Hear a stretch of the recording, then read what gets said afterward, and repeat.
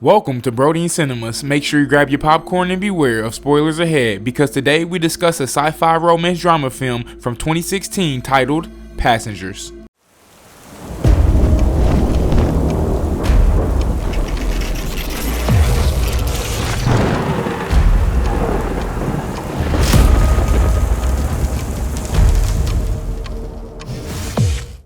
The movie opens up with the interstellar starship Avalon traveling through space, headed to a colonized world called Homestead 2. All of its quarters are empty, the vessel is on autopilot, and the 258 crew members as well as the 5,000 passengers are in hibernation. But suddenly, the ship passes through an asteroid belt that's weakening its shields. Power is diverted to the main shield, but the ship is on a collision course with a giant asteroid. Suddenly, the asteroid collides with the ship, causing various malfunctions. The ship begins self-reparation, but one of the hibernation pods activates. The passenger awakened is Jim Preston, a mechanical engineer. His pod opens and an automated system helps with his awakening, telling him that he spent 120 years in suspended animation, and that the ship is only 4 months away from Homestead 2. He's told that he will be able to spend that time enjoying the luxurious aspects of the ship. Jim receives instructions about his ID band, his cabin, and the primary activities he's to take part of prior to the arrival on the planet. Excited and nervous to meet the people on the ship, he gets ready, leaves his cabin, and walks into an automated class meant for an entire learning group. Jim looks a little anxious as the hologram explains the situation on Earth, calling it overpopulated, overpriced, and overrated. It tells him to hold his questions to the end of the lesson, but Jim keeps asking why he's the only one there. He realizes that the hologram can't answer him and goes to search for other people. He gets to the main concourse of the ship. No one is there either, but an automated informational desk offers to help. Jim asks to talk to a real person, and it sends him off to talk to a steward, but when he finds that no one is there too, he asks to speak to the captain. He gets to the bridge. Even though he doesn't have access to go inside, he can see that none of the main crew is awake either. Jim eventually goes to the observatory, where he finds out that the ship is actually 90 years away from Homestead 2, and that, ladies and gentlemen, is the moment where I would completely freak out. But Jim realizes that he woke up too soon, so he rushes back to the concourse and sends a message back to Earth asking what he should do, because he doesn't know how to get back into hibernation. The communication system informs him that the call to Earth will take approximately 55 years to get an answer back. Jim is devastated, so he walks around and finds the ship's bar, where he sees another person. As he's talking to the bartender, something seems strange about him. When he goes to get him a drink, Jim realizes that he's an android and his name is Arthur. Jim wants to find out more information from him, but he can't even explain to the android how it's possible for him to be there ahead of time. Jim wakes up in his cabin the next day and goes to the cafe, where he quickly realizes that most of the things on the menu are reserved for gold class passengers only. He gets his plain coffee and tries to figure out how to fix his hibernation chamber. After he gets all the tools, he manages to get it operating and lies down inside of the pod, but nothing happens. So next he decides to use the tools he found to get into the crew's hibernation chambers. That doesn't work either, so small malfunctions start to happen around the ship. Jim keeps returning to the bar to drink, but mostly to talk to Arthur, the android, who gives him some advice and convinces him to break into one of the gold class rooms and try to have some fun on the ship, which is honestly something I would have done as soon as I found out that I was up 90 years too early with nobody else. I'm getting drunk and I'm turning up with Arthur the android. So listen, Jim tries all the restaurants, the games, and the entertainment systems. But as time passes, he becomes even more miserable to be there alone. And with that beard growing out of control like that, you can just tell the man is hopeless. But one day, he gets drunk and wanders around the hibernation pods when he stumbles onto an airlock with spacesuits designed for spacewalks. Jim gets into a suit and goes to the airlock. He pushes the lever and then pushes the button to release the airlock door. Once outside the ship, he's mesmerized by the view. He's the only conscious human being experiencing that moment in time. Jim releases the magnets on his boots and floats into space, feeling devastated. He comes back inside, takes off his suit, but goes back into the airlock without it on. He pulls the lever ready to end it all, but changes his mind in the last moment and runs back inside and slips on a bottle. Jim stands up and is instantly drawn to a woman in one of the pods named Aurora. He searches for her files in the directory and listens to her passenger interview, basically falling in love with her. Later, he's seen sitting next to her pod, still listening to her interviews. Back in the bar, he's reading some of her work and is talking to Arthur about her writing. He becomes obsessed with the irony of his situation, going to another planet for a better life, waking up early and not getting there, and finding the perfect woman only for her to be out of his reach. I mean, could you imagine that? It's almost like hell in space. Like, comment down below what you would do in that situation and how you would feel, because boy is Jim going through it. So, he keeps thinking about her and starts getting the idea to wake her up too. He talks it over with the android, but he doesn't understand the conundrum. If he wakes her up for his own benefit, he'd be stranding her there with him to die on the ship. Jim decides against it at first, but as time goes by, he cannot let it go until one day he changes his mind. He goes to her pod and manages to activate it. As she's waking up and going through the same process as he did, he hides and goes back to his room. A little bit later, he goes to the main concourse hoping to find her there, and she is just as confused as he was a year ago. Jim tells her that they're the only ones awake and takes her to the observatory. Then he tells her that he can't get to neither the crew nor the main commands of the ship.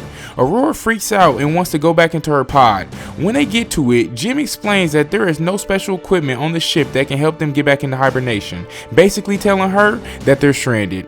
They go back to the concourse and he tells her that she should rest up since she just came out of hibernation. She feels sorry for him for having to spend more than a year alone on the ship.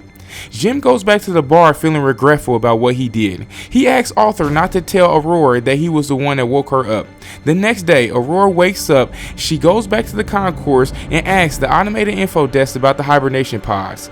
Jim joins her there and they go and get breakfast. As they leave, the info desk has some sort of malfunction. In the cafe, Aurora realizes that Jim has been eating the same breakfast for more than a year and gets him one of the golden class meals. They talk about the possibility to fix the pods, but unlike Jim, Aurora isn't ready to give up. She searches through the infirmary, then goes through the research documents, eventually ending up at the crew's hibernation quarters trying to break the doors open. Jim notices more malfunctions throughout the ship.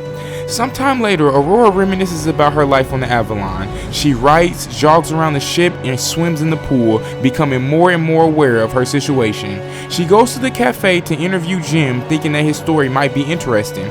She asks why he immigrated to the colony. Jim answers with slogans from the company first, but then further explains that he hopes that on the new world, he could be somebody, that he could build a new life.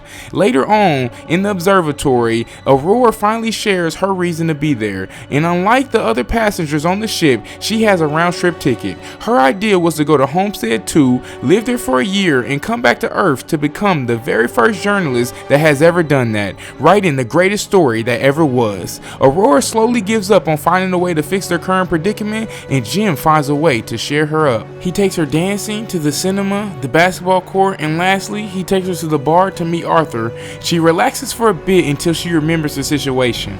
Jim is left alone with the android, feeling awful about what he's done to her. The next moment, he's seen tinker with something. Then we see Aurora walk into the observatory to find a miniature handcrafted building he made for her. Sometime later, they go on a date at the bar. They have dinner and share stories about their lives. She tells him that her father died when she was a teenager. After the dinner, Jim takes Aurora to the airlock and they get into the space suits. They go out for a spacewalk together. Jim finally has someone to share that magnificent experience with. Jim switches off the magnets on their boots and they float together in space. They come back inside and immediately kiss. That's right, they get right to it. Retreat to his cabin and sleep together. Soon after that, they start living like a couple. Aurora moves into his cabin and writes about her life on the ship. They jog together, eat together, and sleep together. Jim explores the ship further and finds the hydroponics bay, so he brings Aurora flowers. One day, the ship passes by a red giant and they go to the observatory to see it. It's Aurora's birthday, so later that night, they celebrate it in one of the many restaurants on the ship and then the bar. Jim goes to the washroom and prepares the ring he made for Aurora, while she stays in the bar chatting with Arthur, but this is where things start to get ugly for good old Jimmy boy. The android Arthur becomes a snitch and tells Aurora that Jim woke her up intentionally. Unaware that he was to keep that a secret, suddenly Jim comes back and she confronts him in absolute disbelief. She runs away furious and panicked. Jim comes back to his cabin to find all her things gone. He runs into her the next day in the cafe, but the moment he speaks, she runs away. Aurora is so desperate that one night she goes over to Jim's cabin and begins punching him and kicking him, wanting to kill him. Talking to her over the comm because she keeps avoiding him, Jim tries to apologize and explain his actions to her. He tells her that he fell in love with her, but Aurora doesn't care and she cannot forgive him for taking her life. One night as Jim is in his cabin, another malfunction happens. The ship faces a critical error and the main command shuts down. Later he walks into the elevator and it malfunctions too. Aurora walks into the main concourse and sees that Jim has planted a tree there, and there she goes to the cafe where the food dispensary is also malfunctioning. Suddenly, both of them hear the voice of the deck chief over the comms asking who planted the tree. They both run into the concourse and see Gus Mancuso standing in front of Jim's tree. They introduce themselves and tell the chief about the situation, but he doesn't understand how 3 pods can fail. Mancuso takes them to the bridge and he discovers there's something wrong with the ship, but the information on the systems has to be checked manually. When they leave the bridge, a robot almost falls on their head and the two of them tell Mancuso that malfunctions have been happening all over the ship more frequently. He says that shouldn't happen as he shows them how to collect the data. Mancuso checks on the hibernation chambers, but by the time Jim joins him in there, he's figured out what happened with Aurora's pod, and the deck chief finds what Jim did to be terrible. Later, he's at the bridge checking the collective data when Aurora joins him. They talk about what happened with her pod, but he tells her that he can't do anything about it. Jim walks in with the 16th broken robot, and Mancuso feels the hibernation sickness starting to kick in, so he goes to rest, but as soon as he walks out, he coughs up blood. That night, Aurora can't sleep, so she goes for a swim. Suddenly, there's gravity lost throughout the ship, and she starts drowning as the water from the pool moves with her. The gravity drive resets, and she barely makes it out alive. They both run into each other going to find Mancuso. The 3 of them are back at the bridge, slowly discovering what has been going on with the ship. Mancuso figures out that something happened 2 years ago, taking out a major system. They need to find and fix what had caused the failure because the entire ship is trying to pick up the slack. If they don't fix it, the entire vessel will be stranded. They go and find the problem, but Mancuso faints, so Jim and Aurora take him to the infirmary. He's dying and there is no treatment that can stop it or prolong the time he has left. Sometime later, the 3 of them meet in the observatory and Mancuso gives Jim his ID bracelet. He tells them to fix the ship and he immediately passes away. Suddenly, the lights change to an alarming red and the ship starts shaking. Jim tells Aurora that he needs her help and they run toward engineering, but there's failure in the gravity drive and then immediately another one that affects Arthur as well. Jim deactivates him and they finally arrive in engineering and start looking for the problem. As they open the hatch, Aurora gets sucked in. The asteroid has caused a breach in that area. Jim gets sucked in too, but he holds onto the hatch as it keeps closing on him. Eventually he gets sucked in too, but they manage to quickly seal the breach. Instantly after fixing that problem, Jim realizes that there is more than one breach in the hull. The 2 of them follow the trajectory of the meteorite and find that it has hit the reactor control computer. Jim thinks he can find the replacement parts for it. They find the replacement part and change it, but the process of venting the reactor still fails. They do it manually, but it fails again. Jim figures out that he needs to open the vent door from the outside of the ship so they can calm the reactor down. Both of them go to the airlock, and as he's getting ready to go out, he gives Aurora Mancuso's bracelet because he might not come back. She helps him with his suit. As he's walking out to the airlock, she tells him to come back because she can't live on the ship without him. Aurora goes back to the reactor room where the temperatures have reached critical heights. Suddenly, a bolt from the reactor propels into her arm. As Jim is getting closer to the vent from the outside and sees the door, the temperature rises in the reactor room. While he is trying to bypass the vent door to open it, he soon realizes that he'll have to manually hold the door open so the reactor can vent, and he tells Aurora she doesn't like the plan but goes ahead with it and tells her to vent the reactor. She doesn't want him to die and they argue, but he tells her that they have to do this to save other people, and she vents the reactor. The process is successful, but the fumes from the reactor push Jim away and breaks his tether. The pressure in his suit is dropping too. He tells Aurora what happened and she moves as fast as she can to get to the other suit and bring him in. He apologizes to her again. She puts on a suit and flies out to get him, but her tether is too short. She's pulled back, but suddenly grabs onto his tether and manages to pull him in. Aurora drags Jim into the infirmary only to find out that he's already dead. She quickly realizes that she can use Mancuso's bracelet to override the medical protocols and to resurrect him, so she does. The medical robotic arms does the work automatically and revives Jim.